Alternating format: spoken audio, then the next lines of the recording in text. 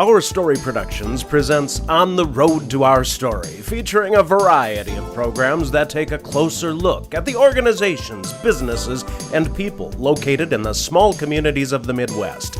So get ready, for you're about to travel on the road to our story.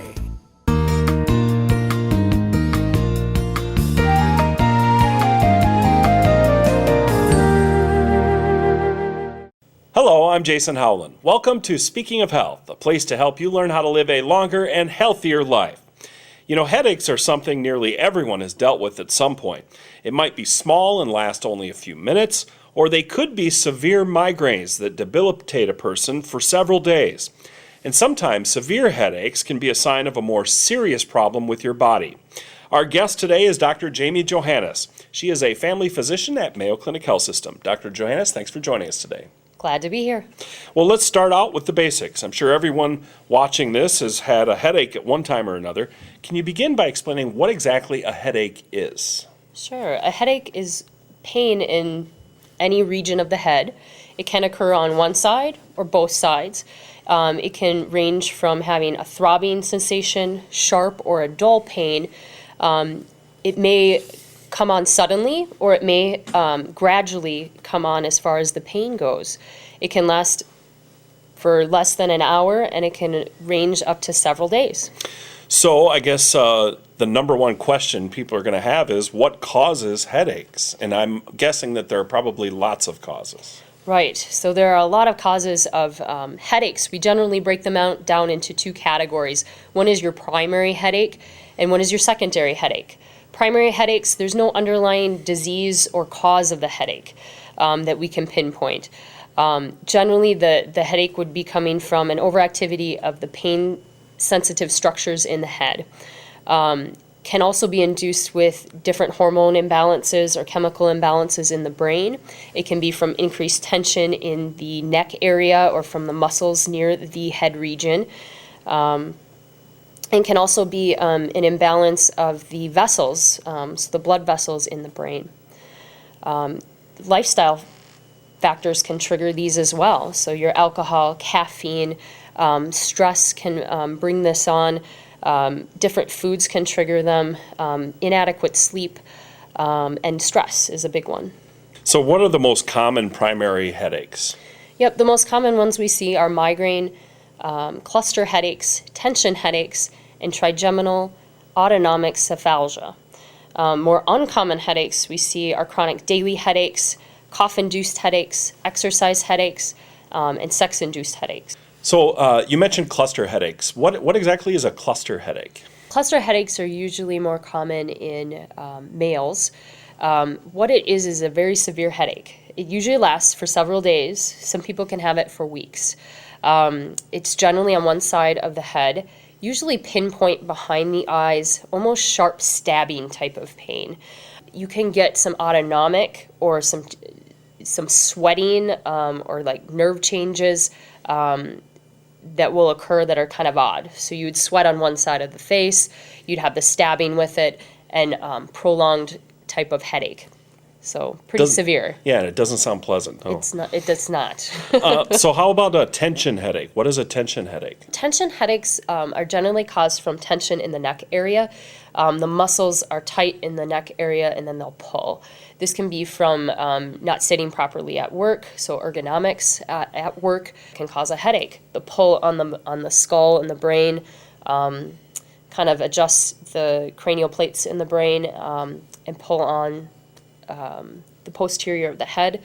Generally, you feel a band-like sensation, or like a band is wrapping or pushing onto the head, we generally associate that with the muscles. And the last common primary headache that you talked about was and I'm not going to try to pronounce this, the TAC. The TAC, trigeminal autonomic cephalgia. And what is that? So we have a trigeminal nerve coming from the brain area that innervates the facial area. And so if those are inflamed or irritated, they can cause pain in the facial area and into the scalp area, which can be kind of just a chronic pain. So it's a specific type of headache that we've found a reason for. So it's subclassified under the primary headaches.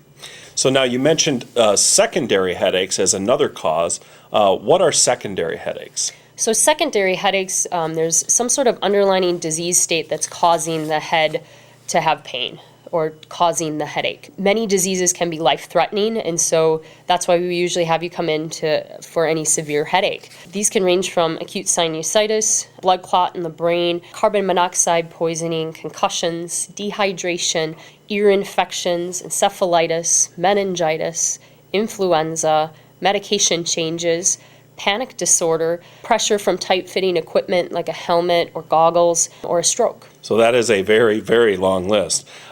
You mentioned, let's go back to primary headache cause. You mentioned migraines as one of those, and I'm sure most of the viewers have probably either heard of migraines or even had migraines. Tell us a little bit more about what exactly a migraine is. Is it just a headache? No, so usually migraines are specific. They have maybe an intense throbbing sensation, a pulsating sensation to the head. It can last hours to days, and so that can be different than just a plain headache that goes away on its own. Usually is accompanied by nausea, vomiting. Some people get blurred vision. Some people even have something called an aura before they have a migraine. This would be a sensory warning system. So it's like flashes of light, blind spots in their vision or black spots in their vision. Some people get tingly. Some people get sweaty or sweat on one side of their face. And migraines are in 4 stages? Some migraines are in 4 stages. Usually starts with the prodrome. Then they may or may not have an aura stage, those sensory symptoms that I was describing earlier. And then the attack phase is when you actually have the head pain or the headache. And then the postdrome phase, when you're recovering from the headache.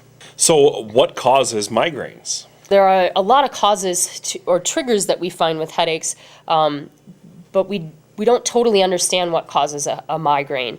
We do know that some of it runs in families, and so there's a genetic component. There's also an environmental component, triggers that usually commonly come before or cause the actual migraine for some people. And what are some of those common triggers? Common triggers are female hormone changes, so the regular hormone changes in your menstrual cycle, certain foods, certain drinks like alcohol, wine, caffeine can be an issue. Stress can cause a trigger. Sensory stimuli, so if you're sitting in front of a computer quite often or every day, maybe you're a welder and you have flashes of light that you're exposed to all throughout the day. Changes in sleep pattern can be big. Physical activity, weather changes, and if you've had a change of medication, sometimes that can cause the migraine or the headache. So when should someone see a healthcare provider like yourself about their headaches? So a headache can be a symptom of something life-threatening happening. You want to call 911 or go into the emergency room if you've had the worst headache of your life. If you've had a sudden, severe headache, that would be alarming and need to come in for further evaluation. Or if your headache is accompanied by high fever, confusion, paralysis or weakness on one side of the body, if you're having trouble walking or speaking. So not all headaches are going to cause a trip to the emergency room or calling 911, but I'm assuming that there are certain instances where someone would want to come in and see their primary care provider too. Sure. So most of us have probably had a migraine in the past. When we want to see you is when it's becoming more frequent for you. Maybe your headaches are more severe than usual. You also, if they're not getting any better with the over-the-counter medications. Also, if it's preventing you from getting to work, you're missing a lot of days of work, you can't sleep, or you're not doing your normal activities. Or in general, if they're just causing you distress and they're very annoying to you, that would be when to come in. All right, so now the million-dollar question. What are the best ways to treat a headache? The most effective treatments for most headaches are over-the-counter medications. So your acetaminophen, aspirin, and ibuprofen. In the clinic, depending on what type of headache you're having and the pattern that you're having, we can use antidepressants. We can use hypertension medications are sometimes helpful for the vessel changes. Anti-seizure medications can also be pretty effective, changing the hormone balance in your brain. And for tension headaches, and that's the tight muscles in the neck, back of the neck, we can use Botox, acupuncture, osteopathic manipulation, and chiropractic treatment. So now you mentioned some alternative medications like antidepressants and the hypertension medications, anti-seizure medications. Why do those work in some cases? Depends on the mechanism of why you're having the headaches. If there's a hormone imbalance, sometimes increasing your serotonin and norepinephrine in your brain can help actually with the headaches. Your blood pressure medications, if you have rapid changes in the vessels, so expanding and shrinking, that can cause headaches and pain. And so the antihypertensives can be helpful in that respect. Some of the alternative medicines, the manipulation, the chiropractic, the acupuncture, are sometimes just good for stress relief. So maybe those help calm you down in general. They can also help with the structure of your neck and back area, which can be stressed if we're sitting a lot. And you mentioned Botox as one of most people think of Botox as like a cosmetic surgery or non-surgical procedure, but Botox can be helpful for headaches. Just like we can use injections of Botox around the eyes and the lips and the mouth to decrease wrinkles, it's really just relaxing the muscle there so that it doesn't cause a wrinkle. So the more you laugh and smile, the more wrinkles you get. But what they can do is they can use Botox on the big muscles in the trapezius area, the rhomboid area, and in the neck area to relax some of the muscles that might be tight in the neck. And you mentioned osteopathic manipulation. You're an osteopathic doctor. Explain a little bit more about what exactly osteopathic manipulation is. We are trained in medical school to do manipulation, to do hands-on with musculoskeletal disorders. Chiropractic treatments kind of spun off of our profession. And so we do a lot of things similar to the chiropractors, but we also look at the whole body. It's particularly helpful for tension headaches. Some of us do cranial manipulation, which can be helpful for headaches with those vessel changes and things like that. The autonomics that go through the brain, so the nerves to the brain, can be released as well. Very helpful for headaches. It's worth trying. Doesn't include medication, and maybe you could be on less medication for your headaches. Let's talk about some ways to prevent headaches from occurring altogether. Preventing headaches is really just being healthy. Getting adequate sleep, drinking plenty of water, exercising regularly, eating healthy, decreasing your alcohol and your caffeine intake. You could do muscle relaxation techniques, so decreasing the stress in the upper body. Not using tobacco products is helpful. Sometimes an ice pack can be helpful if you're getting a headache. If you feel a headache coming on, getting to a dark room, a quiet room can be helpful to decrease symptoms and make that go away a little bit quicker. And keeping a headache diary can be very helpful, especially to figure out what your triggers are. What is a headache diary? Is that simply just a journal where you write in instances when you have a headache, or is there more to that? It's a little bit more than just a diary, but it could just be a diary. It depends on how often your headaches are. You could do a calendar as well. If a trigger is your menstrual cycle, maybe to circle when your menstruation starts and see when your headaches kind of correlate with that. The other triggers you think about is if you're not eating regularly, maybe you would jot that down. And really a date that you had the headache, if you took any medication for that headache, what seems to help with it, what you thought the trigger was for the headache. And I'm assuming that headache diaries can probably be pretty helpful for providers like yourself, too, when you meet with the patient. Yes, so they are very helpful if we have all of that information. It's generally what we're trying to gather from you when you come into the office, and so if it's written down, sometimes we can look and see a pattern that maybe you didn't see while you were jotting it down in the journal or the diary. How about risk factors for headaches? So gender. Are headaches more prevalent in men or women, or does it not matter? Migraines are more prevalent in women, usually in the younger age groups. And why is that? They're not quite sure why. Speculation would be more of the hormone shift in the cycles. We see more depression in women, and so that can induce migraines as well.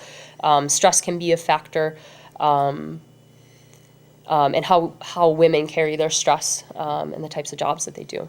And as far as age, the older you get, the more headaches you get, or is it an equal opportunity ailment? Sure. We see more of headaches in the younger population, so the 20s to 30s. As you get older, if you've not had migraines in the past, a migraine is something serious to come in to see your provider for, especially over the age of 65. Because it could be one of those secondary causes that you were talking about? Absolutely. Well, unfortunately, we are all out of time, but I'd like to thank our guest today, Dr. Jamie Johannes, Mayo Clinic Health System family physician, for joining us today on Speaking of Health. A great topic and a great job. Thank you. Thank you very much. Have a great day, everyone, and be healthy.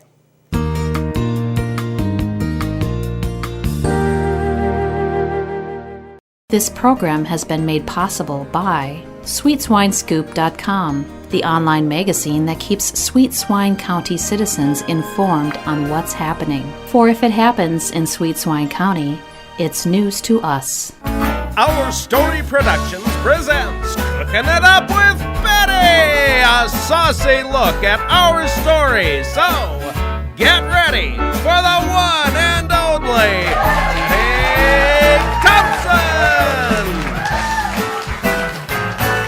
Welcome back to another exciting episode of Cooking It Up with Betty. And what a show we have planned for you today. I will be making a special dish with the help of my special guest. We'll be having reports from my What's Cooking reporters of what's exciting out there in our story country. And without further ado, let me introduce my special guest from right here at Cluck Television, Sergio Furlione, the program director of Cluck Television. Welcome, Sergio. Thank you. It's a pleasure to be here, but why am I here? You know, I don't have a guest. What? Yeah. Do you see a guest anywhere? I don't see a guest anywhere. I do not see one. Well, you know, I needed a guest, and you were in the building, so you're the guest. You know, are you not the programming director? Are you not the one who's supposed to make all of the arrangements for all the guests that are supposed to be on my show? You know, and I've had quite a few that didn't show up, and then one that did show up. Boy, she was a real pimp. That Destiny, she was a disaster. Why Destiny did not work out for you? No, not well at all. Oh. Enough. We're on camera. Smile. Camera? And Lewis is motioning for us to get started. Started what? The show? The show. Okay. Oh my goodness, that was exciting. Without further ado, let's get started here. You know, my special reporters out in the field. Yeah, I've heard all about them. Well, they go out and they find special places, and one of the places they find are wineries. You know. Oh, I like wine. Would you like to try this? This I is would. from Corn Silk. Oh, I see. Yes, indeed. I can't wait. This is Very nice aroma to it. This is going to calm my nerves after that start. You know, with no guest. Yeah, I tell you what. You know, you seem to find the quirkiest little wineries, and they're just so much fun. Well, They're yes. just fun. Well, you know, my reporters out in the field, they find wineries along with everything else. Yeah. Let's go to a report right now and find out what's exciting out there in our story country. Lenny Leftover here, just returned from the road. I and my fellow What's Cooking reporters have discovered incredible restaurants, cafes, diners, supper clubs, and bakeries in small towns. Now you can learn what we've learned on CluckTV.com. I found them so incredible, the only leftover was I, Lenny Leftover. Located in Merrill, Wisconsin and Lincoln County, you will find First Street Coffee Station, owned and operated by Don and Dawn Swan. The Swans grew up in Merrill. After serving the U.S. Navy, they returned to their hometown in 2000. Dawn felt that Merrill needed a coffee shop, but Don disagreed, saying Merrill would not support a coffee shop. Within a month, 2 shops opened, and Don began to listen to Dawn. At that time, First Street Coffee Station was called Back to the Grind. The business was sold a few years later, and the name changed to First Street Coffee Station, and the local railroad club supplied the coffee shop with donated and loaned railroad items that adorn the coffee shop. In 2006, Don and Dawn purchased the building as an investment property, and then on June 7, 2008, they purchased the First Street Coffee Station business itself.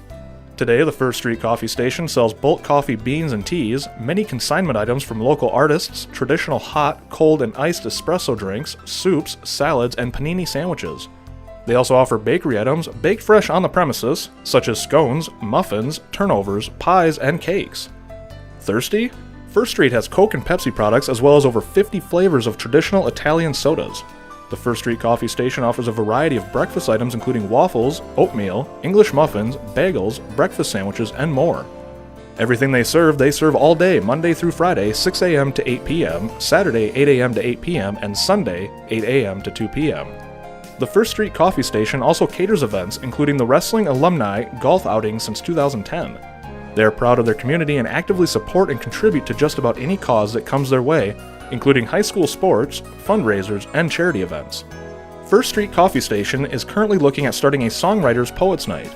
Everyone at First Street Coffee Station takes great pride in the quality of their product and their friendly service. So the next time you are in Merrill, be sure to stop into First Street Coffee Station for some great coffee and friendly service. First Street Coffee Station, Merrill, Wisconsin.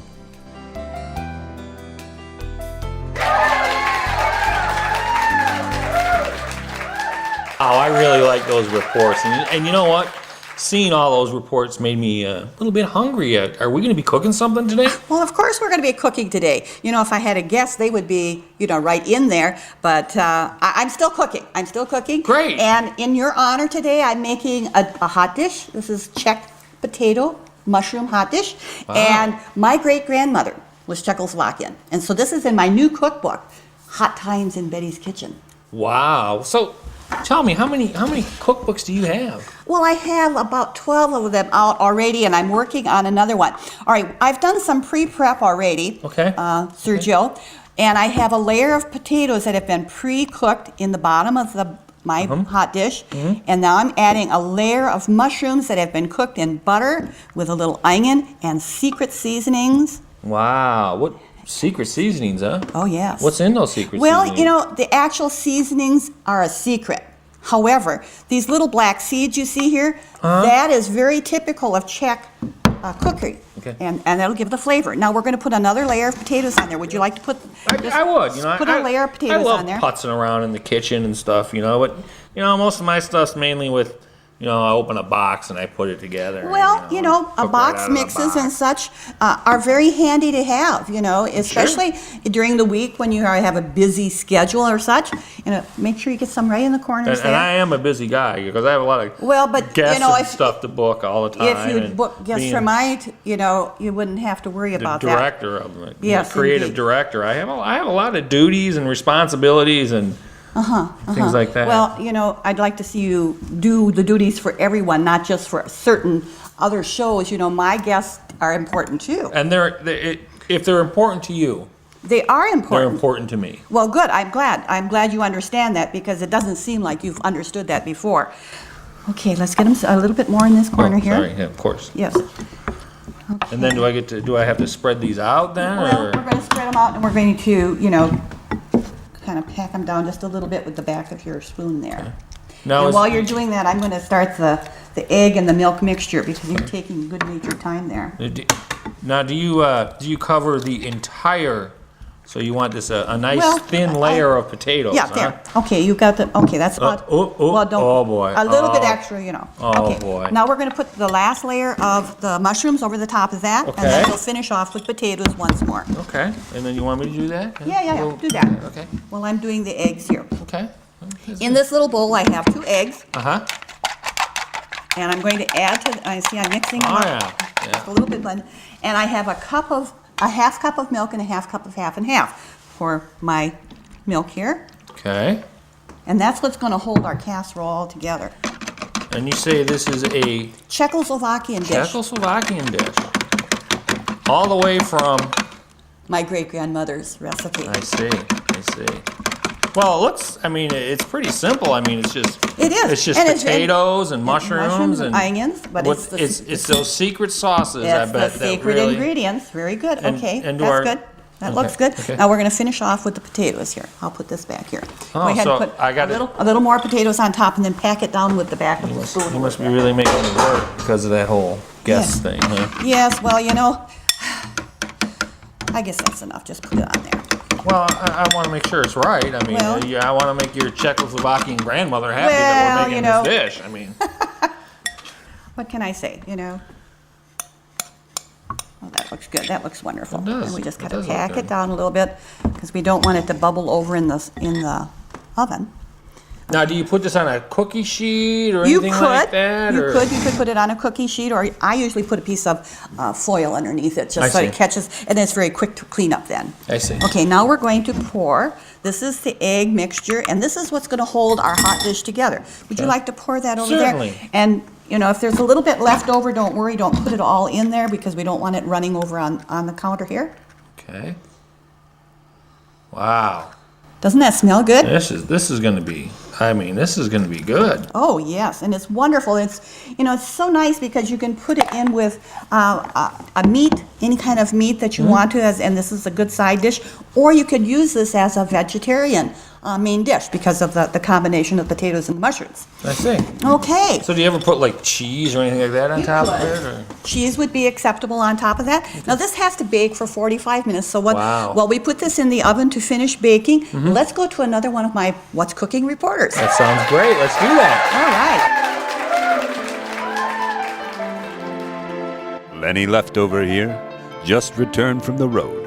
I and my fellow What's Cooking reporters have discovered incredible restaurants, cafes, diners, supper clubs, and bakeries in small towns. Now you can learn what we've learned on CluckTV.com. I found them so incredible, the only leftover was I, Lenny Leftover. Located in Shawano, Wisconsin, in Shawano County, you will find Angie's Main Cafe. The building that is currently home to Angie's was originally built in 1948 by Henry Den to house Den's ice cream shop.